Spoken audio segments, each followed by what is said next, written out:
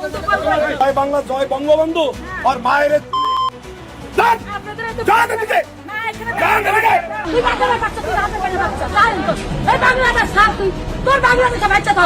নৌকা মার্কা দুধু না যেতে আমরা ভোট দিতাম না, আমরা দেশও যাইতাম না, কেন্দ্রতেই আমরা যাইতাম না। আওয়ামী লীগের মতো রাজনৈতিক দলকে যে কোনোভাবেই ঠেকিয়ে রাখা সম্ভব নয় সেটা আবারও জোর দিয়ে বলেছে বিলেতের দৈনিক দ্য গার্ডিয়ান। 2024 সালের সন্ত্রাসী আক্রমণের মুখে প্রবাসে বিশেষ করে ভারতে আশ্রয় নেওয়া আওয়ামী লীগ নেতাকর্মীদের নিয়ে এক প্রতিবেদনে পত্রিকাটি বলেছে যে নির্বাচন হোক বা না হোক আওয়ামী লীগ ফিরে আসছে। শুধু গার্ডিয়ানের প্রতিবেদন নয়, প্রবাসে থাকা আওয়ামী লীগ নেতৃবৃন্দের সঙ্গে আলাপ করেও জানতে পেরেছি যে আওয়ামী লীগ নেতৃবৃন্দ দেশে ফেরার ব্যাপারে এবার দৃঢ় প্রতিজ্ঞ। গ্রেফতার কিংবা মব সবকিছু মোকাবেলা করেই দেশে ফেরার ঘোষণা দিচ্ছেন তারা।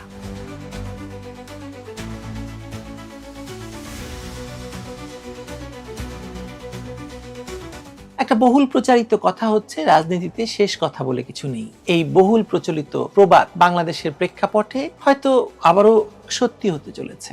2024 সালের আগস্ট মাসে এক প্রবল সন্ত্রাসের মধ্য দিয়ে যে দলটির দীর্ঘ 15 বছরের শাসনামলকে অবসান ঘটানো হয়েছিল, মনে করা হয়েছিল এবং বাংলাদেশের একদম শিশু থেকে বুড়ো বুদ্ধিজীবীরা পর্যন্ত বলা শুরু করেছিলেন যে আওয়ামী লীগকে ইতিহাসের আস্থা করে ফেলে দেওয়া হয়েছে, আওয়ামী লীগ আর ফিরে আসবে না। কিন্তু মাত্র 17 মাসের ব্যবধানে লন্ডনের প্রভাবশালী সংবাদ মাধ্যম দ্য গার্ডিয়ান যে চিত্র তুলে ধরেছে তা কেবল একটি রাজনৈতিক সংবাদ নয়, বরং এটি ভূরাজনৈতিক ক্ষমতার পালাবদলের এক গভীর সতর্ক বার্তা এবং সত্য। দৃশ্যত আওয়ামী লীগ আজ বাংলাদেশে নিষিদ্ধ, তাদের হাজার হাজার নেতা কর্মী পালিয়ে আছে, শীর্ষ নেতারা কারাগারে কিংবা মৃত্যুদণ্ডপ্রাপ্ত। কিন্তু সীমান্তের ওপারে কলকাতার কোলাহল মুখর শপিং মল কিংবা দিল্লির কঠোর নিরাপত্তা বলয়ে যে ছক কষা হচ্ছে তা আমাদের প্রচলিত হিসাব নিকাশকে বড় ধরনের ধাক্কা দিচ্ছে। আমাদের মানে বুঝিয়েছি বর্তমান যে সরকারটি আছে এবং তাদের যারা বশংবদ সমর্থক আছে তাদের কথা। গার্ডিয়ানের প্রতিবেদনটি গভীরভাবে যদি পাঠ করেন তাহলে বুঝতে পারবেন যে আওয়ামী লীগ আসলে কখনোই পুরোপুরি দৃশ্যপট থেকে হারিয়ে যায়নি। যে কথা আমি শুরু থেকে বলেছি, আমি বলেছি যে আওয়ামী লীগ আসলে বাংলাদেশের পলিটিক্সটা নিয়ন্ত্রণ করে। আওয়ামী লীগকে যখন আপনি পলিটিক্স থেকে সরিয়ে দেবেন, মাঠ থেকে সরিয়ে দেবেন, বাংলাদেশে কোনো রাজনীতি থাকে না। বাংলাদেশে যখনই আপনি রাজনীতি করবেন, যে কোনো রাজনীতি হোক, 71, স্বাধীনতা, মুক্তিযুদ্ধ, উন্নয়ন, আপনি যে কোনো কিছুর মানে কথা বলেন না কেন, আপনাকে আওয়ামী লীগের কথা বলতে হবে। সুতরাং আওয়ামী লীগ দৃশ্যপট থেকে যে হারায়নি সে কথা গার্ডিয়ান বলছে। শুধু তাই বলছে না, বলছে যে তারা কেবল স্থান পরিবর্তন করেছে এবং অপেক্ষা করছে প্রতিপক্ষের ভুলের জন্য, এবং প্রতিপক্ষের ভুলের পাহাড় তো জমে গেছে। আসছে সে কথায়। আওয়ামী লীগ কেন মনে করছে যে তারা ফিরতে পারবে? এর কয়েকটি কারণ আছে। প্রথমত, তাদের রয়েছে সাংগঠনিক অভিজ্ঞতা আর রাজনৈতিক দক্ষতা। দেশের ভেতরে তাদের গোপন নেটওয়ার্ক এখনো সক্রিয়। যদিও অনেক নেতাকর্মী আত্মগোপনে আছেন বা দেশ ছেড়েছেন, তবু একটি মূল কাঠামো তো রয়েই গেছে। আপনি ভেবে দেখুন যে গত 17 মাসে যেভাবে আওয়ামী লীগের উপর অত্যাচার নির্যাতন করা হয়েছে, তারপরেও কি করে একজন নারী প্রেস ক্লাবের সামনে দাঁড়িয়ে বা রাস্তায় দাঁড়িয়ে বলেন যে এই নির্বাচন মানি না, জয় বাংলা, জয় বঙ্গবন্ধু। মানে এটা তো অভাবনীয় দৃশ্য। আপনি এরকম কাউকে গত 17 বছরে বিএনপির রাজনীতির বা জামায়াতের রাজনীতির কাউকে দেখেছেন?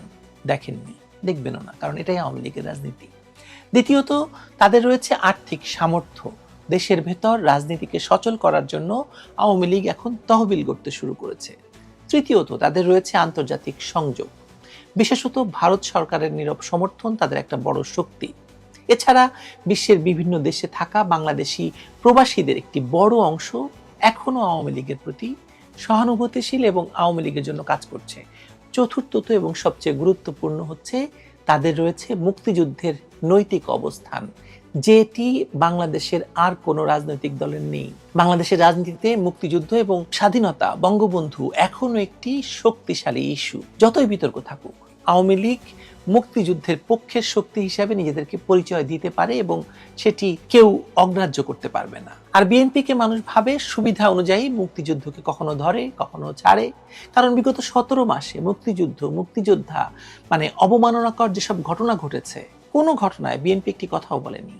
আর জামায়াত যে যুদ্ধাপরাধ এবং স্বাধীনতা বিরোধী দল, সে কথা মানুষ এই 17 মাসে আবার নতুন করে টের পেয়েছে এবং 2024 সালে ক্ষমতা দখল করে দ্বিতীয় মুক্তিযুদ্ধ এইসব বলে যে বাংলাদেশের প্রকৃত মুক্তিযুদ্ধকে তারা ভুলিয়ে দিতে চেয়েছে, এই সত্য মানুষ বুঝে ফেলেছে।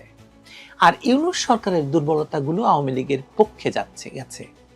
গত 17 মাসে এই সরকার যে প্রত্যাশা জাগিয়েছিল প্রথমেই, তা পুরোপুরি পূরণ করতে পারেনি এবং তাদের বন্ধুরাই বলছে যে এই সরকার সর্বৈবভাবে ব্যর্থ।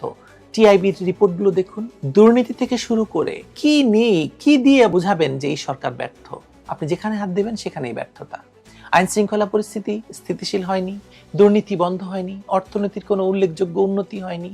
উপরন্তু মানবাধিকার, সংবাদ মাধ্যমের স্বাধীনতা, সংখ্যালঘু সুরক্ষার মতো বিষয় একেবারে ভয়ঙ্কর অবস্থা হয়ে দাঁড়িয়েছে। সারা পৃথিবী থেকে ইউনূসের বন্ধুরা পর্যন্ত তার প্রতিবাদ জানাচ্ছে। সরকারের এই দুরবস্থা আওয়ামী লীগের প্রচারণার জন্য উপকরণ হিসেবে কাজ করছে। কিন্তু ফিরে আসার রাস্তাটা কি তাহলে? ভোটের মাধ্যমে ফিরে আসছে? ভোটে তো নাই আওয়ামী লীগ। দলটির ভেতরের কথা এবং প্রকাশ্য ক্যাম্পেইন বলছে যে তারা আপাতত ব্যালট নয়, বরং ব্যালট পরবর্তী অস্থিরতা বাজি ধরছে। অর্থাৎ নির্বাচনকে অনৈতিক, একপাক্ষিক প্রমাণ করা, অগ্রহণযোগ্য প্রমাণ করা, অংশগ্রহণ মূলক হয়নি বলে সারা পৃথিবীতে ছড়িয়ে দেওয়া এবং অংশগ্রহণ না করে ফলাফলের বৈধতা প্রশ্নে ঝড় তোলা। সেই ভাঙাচোরা বৈধতার উপর দাঁড়িয়ে এক ধরনের রাজনৈতিক দর কষাকষির জায়গা তৈরি করার চেষ্টা করছে দলটি এবং তারা অনেকখানি নির্বাচনের আগেই সফল হয়ে গেছে। কিভাবে সফল হয়েছে সেটা বলবো কোন এক সময়, এখনো সময় আসেনি। এই কৌশল ঝুঁকিপূর্ণ, কিন্তু উদ্দেশ্যটা পরিষ্কার। সরকার যদি স্থিতি খুঁজে না পায়, যদি ধরেন একটা নির্বাচিত সরকার আসেও, যদি আইন শৃঙ্খলা বা মানবাধিকার নিয়ে প্রতিনিয়ত চাপের মুখে পড়ে, আর যদি দেশের ভেতরে ক্লান্তি, ভীতি, অসন্তোষ জমাট বাঁধে, তাহলে বিরোধী শক্তির মধ্যে ইতিহাস যুক্তি নেটওয়ার্কের সবচেয়ে ভারী সত্তাটি বাড়তি সুবিধা পায়।